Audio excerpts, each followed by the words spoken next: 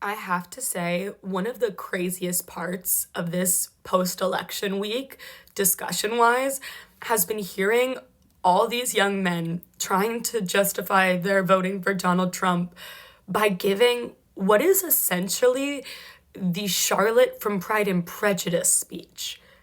I'm serious. Like, someone will tweet, like, we need to discuss how all these young men got radicalized down the alt-right pipeline. And all of the replies are these young dudes, like, I'm 27 years old. I have no money and no prospects. And I'm already a burden to my family. And I'm frightened. So don't judge me, bitch. Don't you dare judge me, bitch. And it's like, what? I wouldn't judge you if you were just marrying a ridiculous man, but that excuse doesn't work for fascism. It doesn't excuse turning into a fascist. Charlotte didn't turn into a fascist. You guys, I howled the first time I heard this video, and honestly, it's just as funny the second time through. I have never heard a more accurate or funny comparison in my life. Just to clarify, no, I do not think most men who voted for Trump are fascists. She's being extreme here. But I do think a lot of men who voted for Trump are hinging their hopes and future prospects on a politician, which is not only one of the most beta things I can think of, it's also not going to work out for them. Today, we're digging into what I'm dubbing the masculinity crisis in America and how men might actually climb out of it.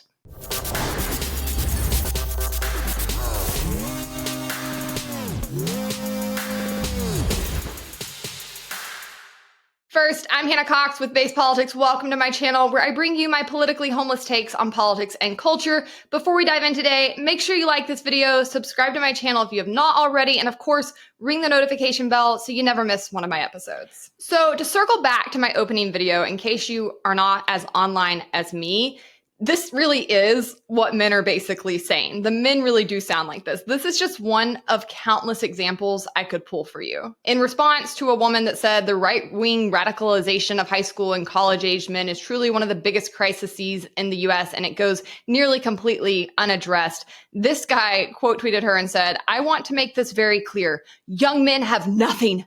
Literally, we have nothing, no future prospects, most don't have skills, most don't have partners, all for reasons outside of our control.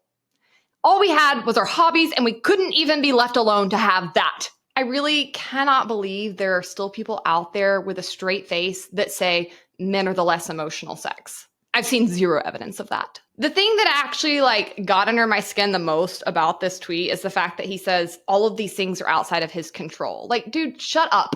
You live in America. You have been born into more opportunity, more wealth, more access to things that you need to be successful than virtually anybody else throughout history. You have a better life. You have better options than even royalty did 100 years ago. What are you talking about? Like, this is very much a you problem. And in America, it's frankly inexcusable. Yes, our economy has been better, but 4 down years in an economy where the job market is still decent and the stock market has actually been pretty good, I might add, should not have you this down bad. People from all over the world, including many other men, are still desperate to come here. And they're desperate to come here because of the opportunities that you are taking for granted. Furthermore, the majority of the problems he's listing here have nothing to do with politics and nothing to do with the economy.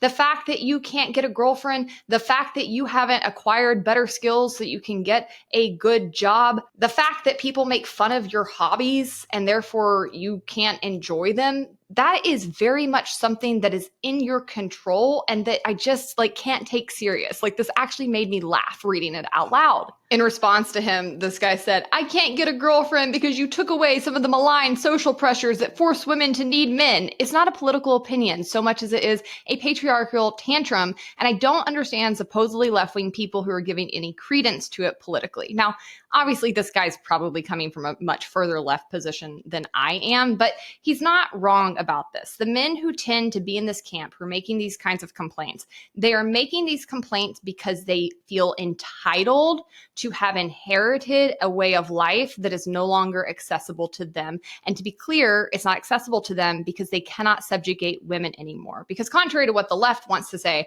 women do have equal rights these days. We have greatly expanded on that front. Women are thriving in this country. And because of that, they have options. And it turns out women with options don't pick low vibes loser men to partner with.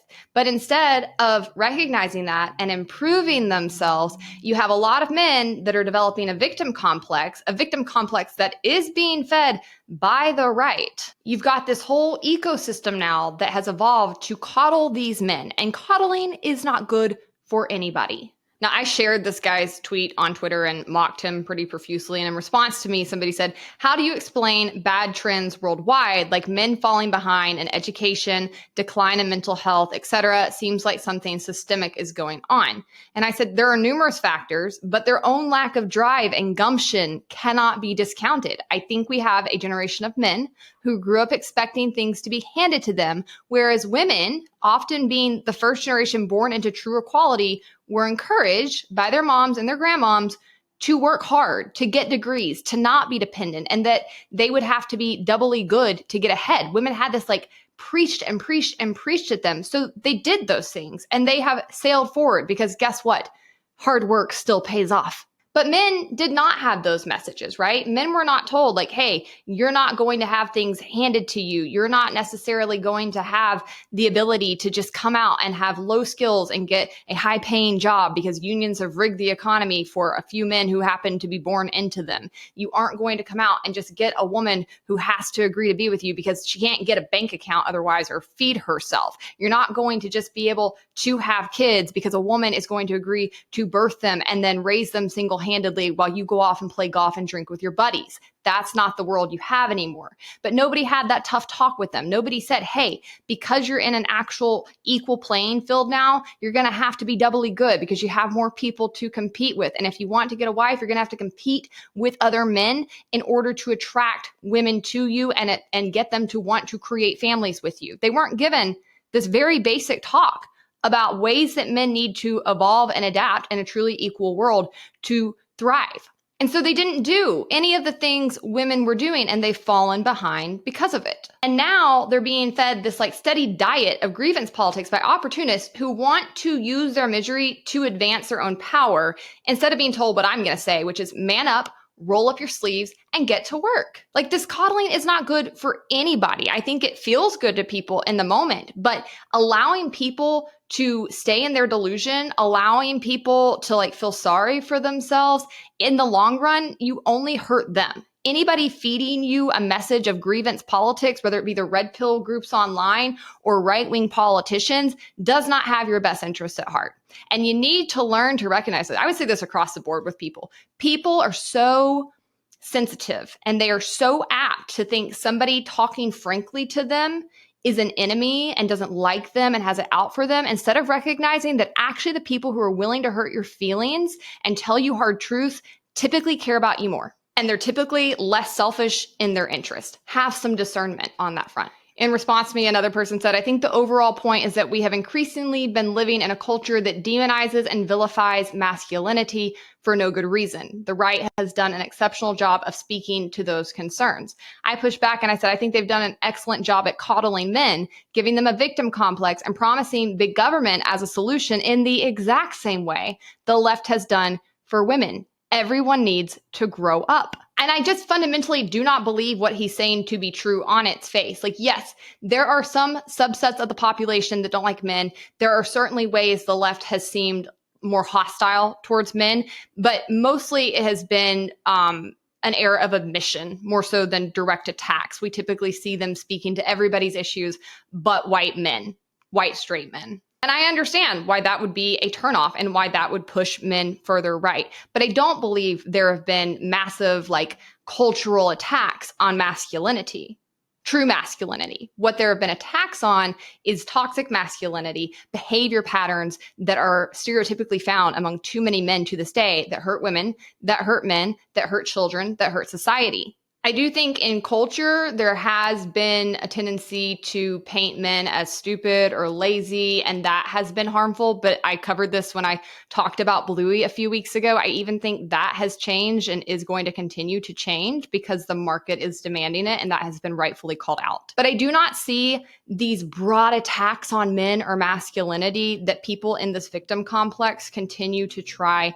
to say are all around them. And when you push back on some of this, as I often have, when you push back on this whole argument that like men have been held back, the system is hurting men, men have been set up to fail, you really can't get many hard answers out of them. Like point to a policy, point to a law, point to what's actually hurting you. It doesn't, there's just not many examples they have. They will say things like schools have become feminized, which again doesn't really make any sense. I mean, schools have always been feminized in the sense that you most likely have a female teacher, and perhaps in the fact that you were expected to be quiet, you're expected to sit in your seat, you were expected to pay attention for long periods of time. I have a lot of issues with the structure of schools. Add it to the list of reasons I am so rabidly pro school choice. But to suggest that men are falling behind because something has happened to the schools doesn't make sense. The schools look virtually like they looked 100 years ago, and that's by design, and that's a problem because the government, when it owns something, it prevents those institutions from growing and evolving and changing as you would see happen in the market. But all of that to say, there isn't something that's really happened with the schools. I think what has happened is our expectation for how men perform in schools. They are absolutely more likely to drop out. They are absolutely less likely to go to college. When they do go to college, they're more likely to drop out there. There is a stick-to-itness problem that men have right now that they have lost. And I think that that is exemplified in their issues with the school system. The other thing I'll often hear people say is like, well, men's jobs have been pushed overseas by bad policies. And like, yeah, perhaps. I think that bad labor policies have hurt everybody and have hurt our economy. They largely are there because of big labor and unions and the Democrats' approach to labor, at least more so than Republicans. Republicans don't have clean hands either.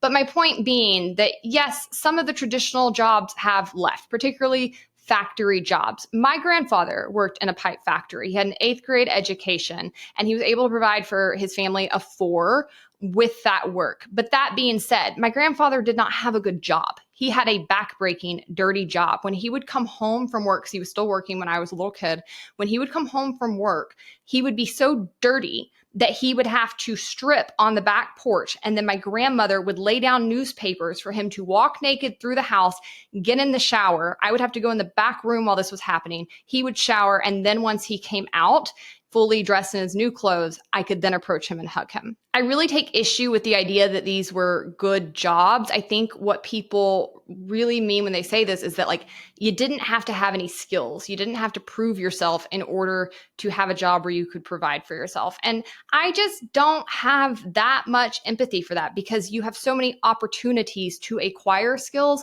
and to acquire better jobs nowadays. It is your fault and your fault alone if you are not taking advantage of them. Furthermore, there are still plenty of jobs out there. We're seeing massive growth in a lot of sectors, but the problem is that men tend to view many of these sectors as women's work, and they don't want to do them, even when they're pretty decent jobs, even when they pay a lot better than some of the other opportunities available to them. And that is ridiculous. That is a sexist mentality. That is toxic masculinity that, again, is holding them back most of all. All of this to say, though, men have to stop feeling sorry for themselves. The victim mentality is such a turnoff. And I would say the exact same thing to women. There is nothing worse than an Eeyore who refuses to fix their circumstances and expects other people to feel sorry for them. Gross. No, men need to pull themselves up by their bootstraps instead of pining for a false and problematic version of the past. You're not going back to the past. You need to learn to live in reality. But men are not getting this tough talk, and it is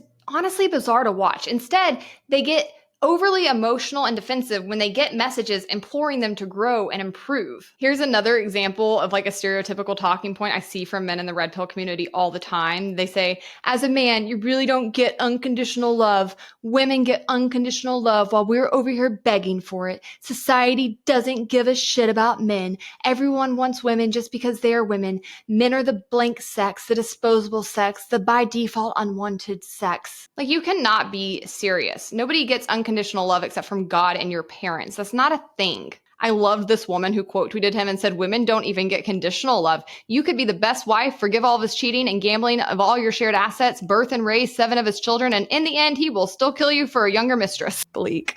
Like, yes, people love you for your character. People love you for what you do in the world, for what you provide and value in their relationships. This like notion that you should just be adored for existing. I don't know. It's just beyond childish to me. Like, where did you get that? But it really does seem like that is what they feel should be their birthright. And the fact that they aren't getting it, they literally take as an attack on masculinity. I mean, are there some people out there who are attacking men and actual masculinity, real masculinity? Maybe. I mean, yeah, there's people out there who say men are trash or like that men are garbage. Like, sure. But there's also men running around saying trash like your body, my choice, or women have hit the wall. But healthy people recognize that these freaks are outliers and that this message is being spewed by maladaptive social weirdos out of their own frustration. They don't internalize it and take it as society being stacked against their entire gender.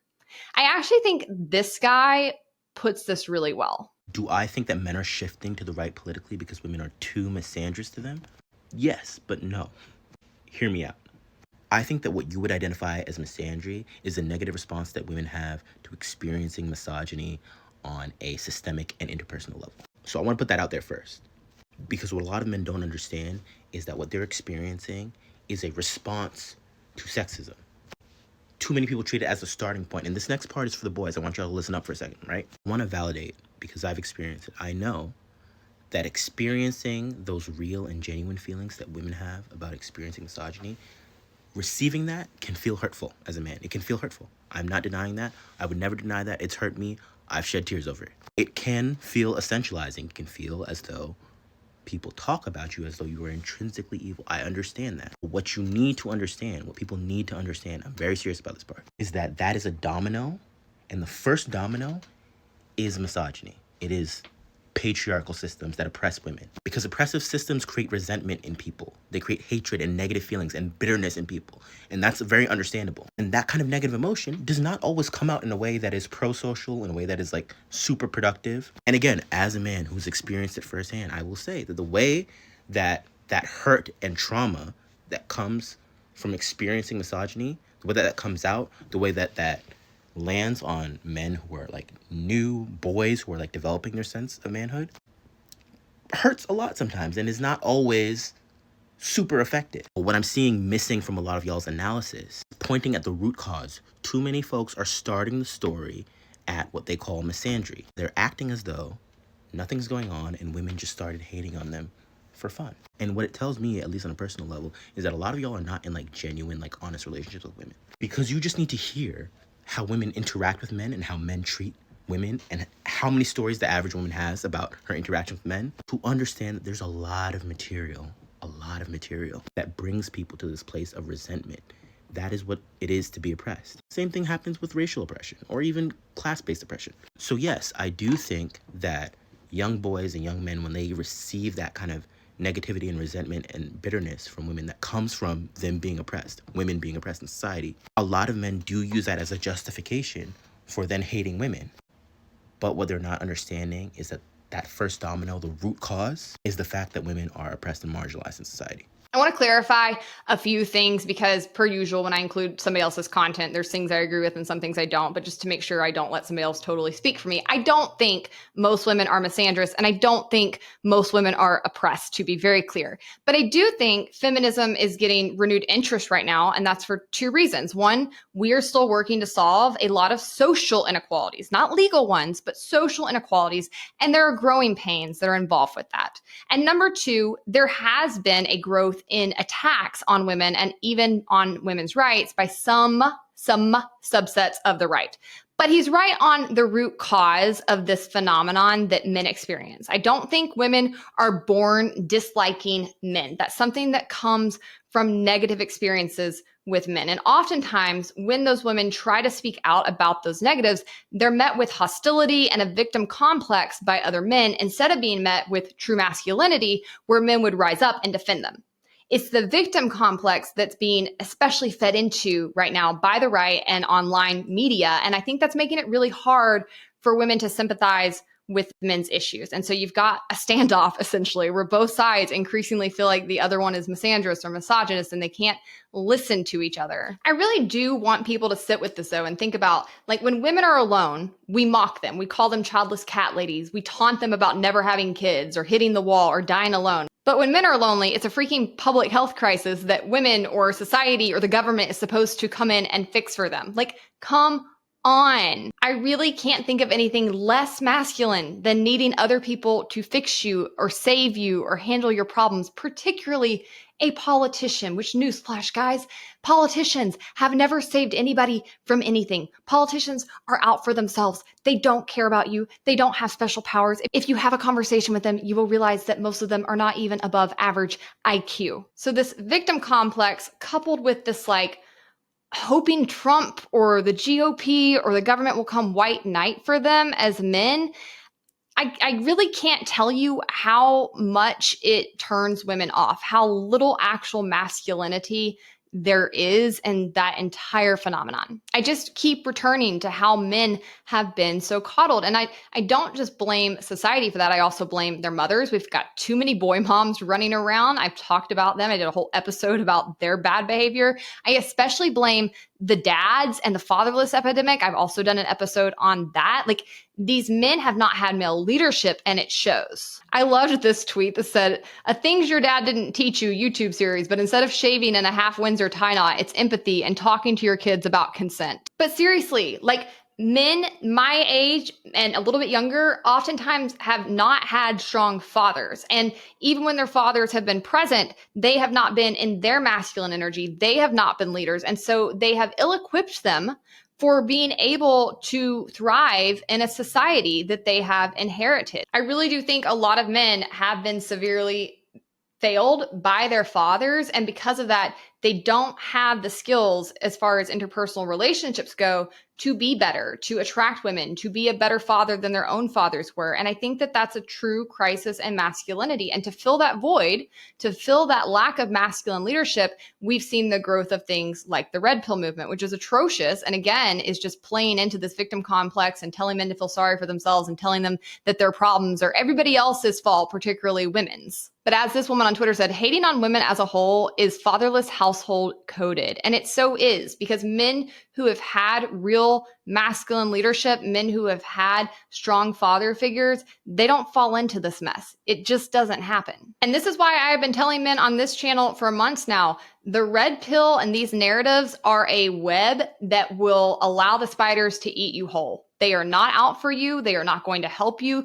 They are actually going to entrench you in your misery and ensure that your life does not get better. Instead, you need to grow up. You need to stop hating on women. They are not your enemy. The call is coming from inside the house. Like, you are your own worst enemy. Women are actually waiting for you to rise up. I love this point someone made on Twitter where they said most women in this generation aren't masculine. They're just surrounded by feminine men who trigger their survival instincts. And then another person on Twitter made the excellent point that feminism is empowered by men behaving badly. The men's movements who claim to be concerned with divorce, broken families, single mothers, and falling birth rates are moving women away from wanting any part of marriage and family with their rage-fueled attitudes towards women. And I think this is such a good point, because I do think that men are often leaders in society, but when men are being sucked up into movements that are anti-women, and when men are failing to actually step into their masculinity and protect women, and they are not treating women well, then you are going to see a growth in feminism on the other side of the spectrum. This is so obvious, I don't feel like I should have to say it, but I guess I do. If you want relationships with women, you have to like them, and you have to actually be masculine. And I just want to refresh your memory, because I think that we often struggle around the definition of, like, what is masculinity versus what is toxic masculinity. True masculinity is defined by a few essential character traits, among them being honor, wisdom, humility, strength, which is not just physical strength, it's mental strength, okay? It's resilience, it's stoicism. It also is marked by leadership, which requires vision and confidence and kindness and being likable. People won't follow you if you're not likable, guys.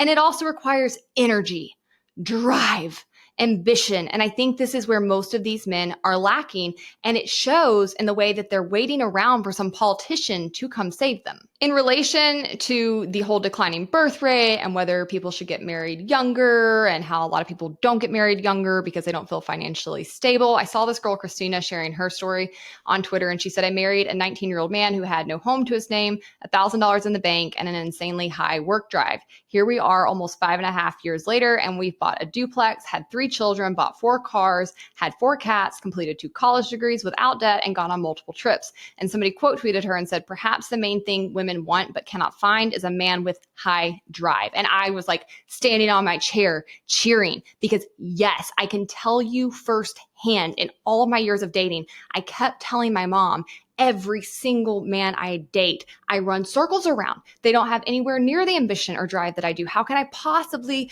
respect a man who is not a person of action? Doers and people of action want to be with other doers and people of action. And I can also tell you firsthand that when I met my husband, that was one of the first things I was so insanely attracted to about him, because as he was telling me about his life, I was looking at plot point after plot point after plot point where I was like, this man consistently does what he says he's going to do, pulls himself up by his bootstraps, is resilient, overcomes, finds a way. He's tenacious. My husband is the most tenacious person I have ever met in my life. God help you. If he wants something from you, he's going to get it because he's so likable. And also he's tenacious and he's going to keep trying until it moves forward. And that is what's attractive to women. You don't have to have a ton of money. You don't have to be super successful. You don't have to be the pinnacle of your career. If she can see you have drive, that you're going to get her somewhere eventually, if she has faith that you have that kind of gumption, she's going to take a bet. She's going to bet on you. Same thing with my mom. Same exact thing with my mom. She got married to my dad when they were penniless. They were like 20 and 23, but she knew, even though he was going to be a pastor, she was like, that man's going places and we're going to have a good life. She knew it. And I think that is the fundamental thing men are misunderstanding. It's not that women are necessarily so interested in being rich or that they're gold diggers, but they do want security. They want to know that they can trust that the person that they're with is who they would want in the foxhole with them. And like, that's how I felt. That was exactly why I wanted to marry my husband. And just as a little aside, because I think it's funny, he already had a career in like tech, and I thought that was great. And he was doing well in it, but he was like, on a first or second date, he was like, but I also really want to write movies. I want to get into making movies. And I was like, well, that's a big shift. And I remember telling one of my good friends, I usually don't support men in their 30s with dreams because they won't typically do it, but I think he will. And guess what, guys? He's filming his first movie next month. So that's the kind of thing women are actually looking for. You need drive. You need to actually be able to fix your own problems if you want to convince a woman that you can handle hers. But instead of being in their masculine energy and capable of giving others a hand up, it seems like a significant number of the men who voted for Trump are instead looking for a handout. I'm voting for Donald Trump because in 2017, 2018, like, I only make 70 grand a year.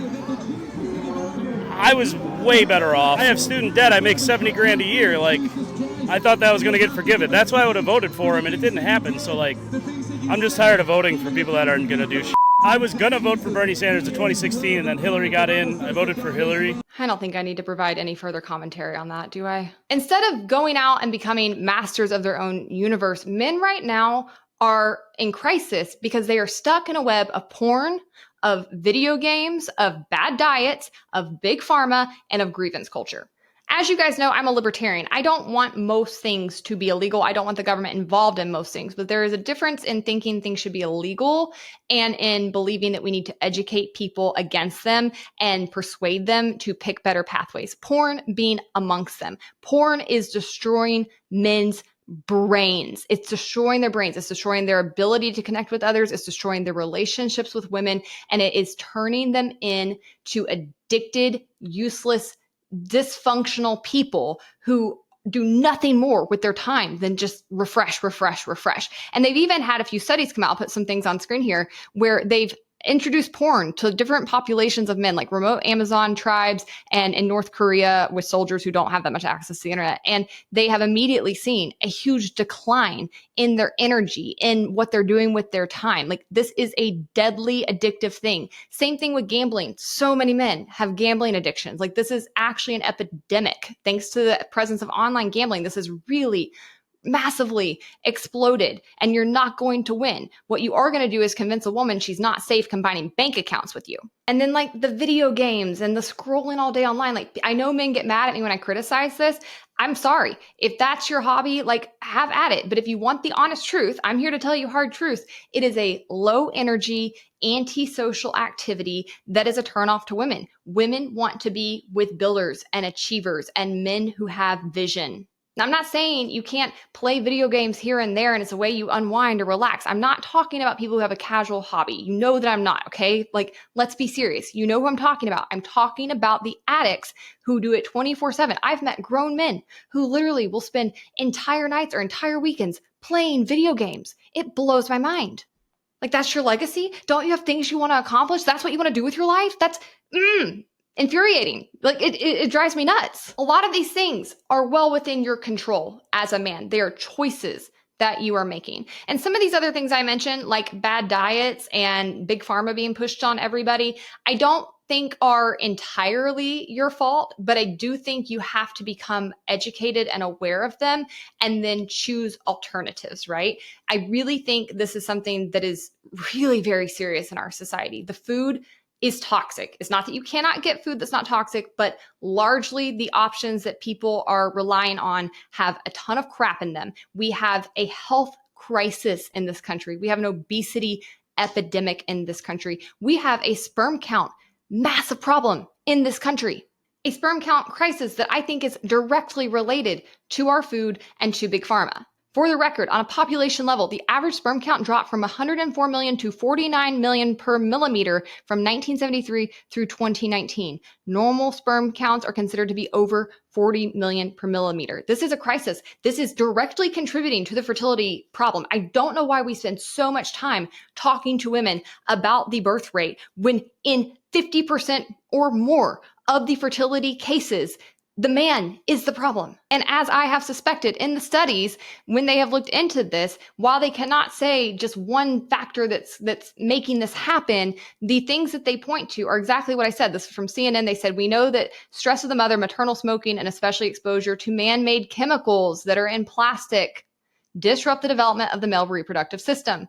Lifestyle may also play an important role. Obesity, a lack of physical activity, and diets high in ultra-processed food may also be culprits. The same factors that harm health in general usually are also harmful to semen quality. Like, it's not just a masculinity crisis, it is a testosterone crisis. And this is one of the things that I remain very hopeful on with this incoming administration. I think Trump has been listening to people like Casey and Callie Means, who I have worked alongside, and I think that there's a lot of possibility for him to come in and make better appointments at the regulatory agencies. I think that we will have some attention finally on big ag, on big pharma, on getting these sectors under control and out of the government. Like, that's something that's exciting and that could directly fix this and contribute to it. But for the meantime, men, you need to be aware of this and you need to be actively making better nutrition choices. This is something I see women doing. This is something I'm doing. I'm paying attention to ingredients. I'm shopping differently. I'm cooking more from home. You have to take responsibility. The government's not coming in to save you. It might hopefully tweak things, make it moderately better, but ultimately the choice is still up to you. You have to be able to fix your own life. You have to be able to command your own destiny. And a good life takes effort. It isn't just going to be handed to you. You have to go build community. You have to get good at socializing. Go start socializing with other men first, then move on to dating. Have older and successful men in your life and in your ear. Wise people have mentors. Like, this is something you can actively do something about. The male loneliness crisis is a choice they are making. I did a whole video on that subject if you want to go back to it, but I'll just add a few things I saw on Twitter here that I thought were great. One person said, you don't have community because you aren't a good community member. You don't have events. You don't know how to cook. You don't know how to dance. You don't know how to sing, and you aren't doing anything to learn. You can't tell stories or jokes. Like, go be cultured. Go become interesting if you want people to be interested in you. I also love this story I saw on Twitter. It was posted back in January initially. The guy said, a 22-year-old dude at my gym has basically forced me and 3 other guys over 30 to be friends with him and enthusiastically made us a group chat, but not a single one of us has said anything in there, collectively teaching him his limits while also not knowing each other's names, which I was just like, ugh, gag, toxic masculinity, right? Refusal to make friends, refusal to bond, refusal to buy into community, even when someone's actively trying. Like, why? Why are you like this? But he then followed it up in November and he had a change of heart. And he said, this has evolved into a multi-generational group of neighborhood dudes aged 23 to 51. We work out in the morning and once a month have a group dinner at the 51-year-old's restaurant. This is all very wholesome. We're going to ride city bikes in the park later today. Love it. Men making friends and hanging out and having community. Like, yes, please go do this. Now, briefly before we wrap, I do want to push back on something I keep seeing all over the place. Even in the opening video, this girl got into it.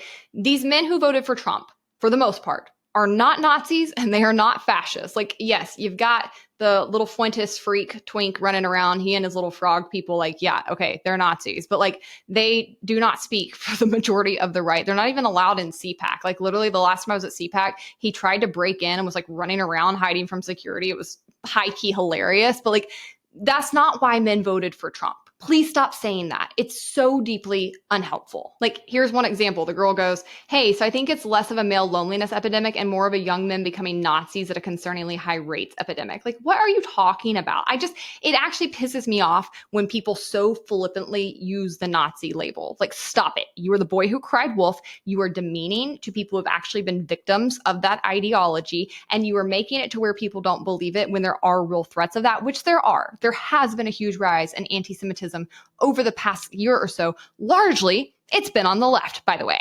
I don't really think men have become so much further right wing. I think the right wing is the only place talking to them and that seems to like them right now. I also think the left has moved so far to the left that many people have been left behind, not just men. A lot of people who used to be classical liberals are now politically homeless because the left has gone off the rails. I love this meme that says, who radicalized you? And the guy says, no one. I'm just a normal person from 50 years ago. Like, I know Democrats don't want to hear this, but actually the Republican Party has largely moved to the left in order to grow as it has since 2016. Like, their econ has moved further to the right, and that's why it's now got a lot more in common with socialism than it does my views of free market econ over here. But on things like social policy, Trump has actually moved to the left on things like gay marriage, even on abortion rights. So this whole idea that the right has gone super off the rails far right, it's just simply not true. It's not based in reality whatsoever. I saw Sam Ashworth Hayes share this chart on Twitter that I thought was really interesting. And for those on audio, it's got a chart of where men have been at over the past, I guess, 30, 40 years compared to women. And women are moving at a much higher rate up, while men are moving slightly down. Basically, it's showing that women have become far more liberal while men have become slightly more conservative. And he said, when people ask how young men were radicalized, it's worth considering the idea that they weren't. And we're not good at recognizing liberal pathologies. If an object appears to be moving away from you, it could be stationary while you're in motion. And I think that that's probably accurate. Like, I think women have moved much further left right alongside with the Democratic Party. I'm not convinced that based on ideas and actual policies that men have moved much further right. So yeah, stop with this BS narrative. Stop trying to demonize men like this. I do think that men have major issues they need to work on. They need to work on these mentalities. I think it's delusional to expect any political party to come save you, particularly Trump. But I don't think that they are acting from a place of being malicious. I don't even think the vast majority of them have any animosity towards women or want to see women's rights erode, which is, by the way, why you still saw abortion rights fare very, very well pretty much everywhere I can think of that they were on the ballot this cycle, even while Trump won. That should tell you something. But for men, I am going to tell you something that admittedly dawned on me far too late in life. I think I was probably in my late 20s, but it was a huge mental shift for me. And I've actually heard other women coming around and discussing this as of late, but I haven't heard it from as many men. So I'm going to say it to you too. There is no one coming to save you. There is no white knight. There is no movie ending where things just fall into place. Trump is not going to make girls like you. He's not going to make vegging video games sexually appealing. He's not going to get you a lucrative job that requires no skill set. The only person who can and will fix your life is you. And for the record, I'm rooting for you. And I know a lot of other women are too, because when men are happy and whole and actually in their true masculine energy, all of society benefits too. All right, guys, I hope you like this episode. Make sure to like the video, subscribe to my channel if you've not already. And if you want even more content, you can follow me on Instagram, Twitter, or TikTok.